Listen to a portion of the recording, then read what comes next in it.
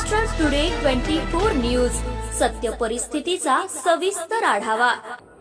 स्वराज्य संस्था, महानगरपालिका, नगरपालिका रणधुमाळी। नेत्यांचं मत कोणाला, जनतेचा कौल कोणाला? पहा फक्त महाराष्ट्र टुडे 24 न्यूजवर। वसमत नगर परिषद निवडणुकीच्या पार्श्वभूमीवर जाहीर सभेचे आयोजन।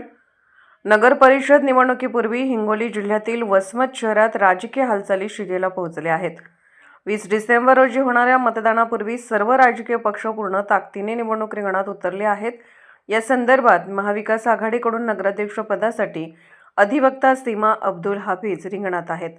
त्या जनसंपर्क मोहिमेद्वारे मतदारांचा पूर्ण पाठिंबा मिळवण्याचा प्रयत्न करीत आहेत। महाविकास आघाडीच्या उमेदवारांचा प्रचार मोहिमेअंतर्गत वसमतच्या गडी परिसरात एक मोठी जाहीर सभा आयोजित करण्यात आली होती, जी मोठ्या संख्येने लोक सहभागी झाले होते। या रॅलीला अकोल्यातील काँग्रेस आमदार उपस्थित होते। विशेष वक्ते म्हणून LA साजिद खान सहभागी झाले, तर प्रसिद्ध कवी आणि लेखक हमीद बहसावली यांनी त्यांचे क्रांतिकारी आणि प्रबोधन केले आहे। कवितेद्वारे गर्दीला उत्साहाने गुंतवून ठेवणे। मेळाव्याला राज्याचे माजी मंत्री सतीश देशमुख, ढोलकी वादक आणि पाहुणे विशेष अतिथी म्हणून उपस्थित होते। या मेळाव्याला संबोधित करताना वक्त्यांनी सांगितले की महाविकास आघाडी ही जनहिताचे, लोकशाही मूल्याचे आणि सामाजिक सौहार्दाचे प्रतीक आहे।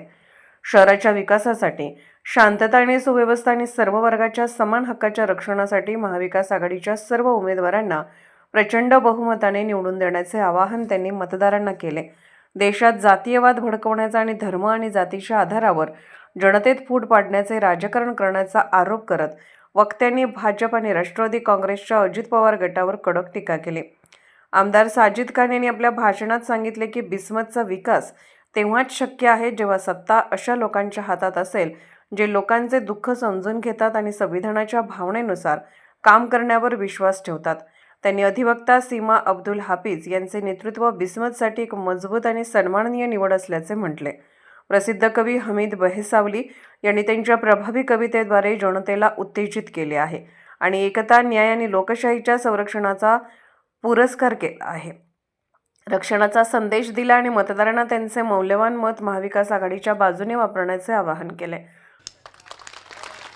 नहीं तो इस देश के अंदर हिंदू और मुसलमानों को बांटने का जो काम भारतीय जनता पार्टी और उसकी बी टीमें जो कर रही है, जो आपके शहर में घड़ी का सिंबल लेके खड़े हैं, ये उन्हीं के लोग हैं कि मुसलमानों के बीच में जाओ और उनके वोट का तस्करा करो और इनको बांट दो, क्योंकि ये कमल को वोट नहीं दे सकते तो पुरानी घड़ी का सहारा ले, पुराने त्रिशूल का सहारा ले। लेकिन हम जानते हैं कि जो मशाल है वो उदय ठाकरे साहब की मशाल है। हमने उनके 2.5 साल का कार्यकाल देखे हैं।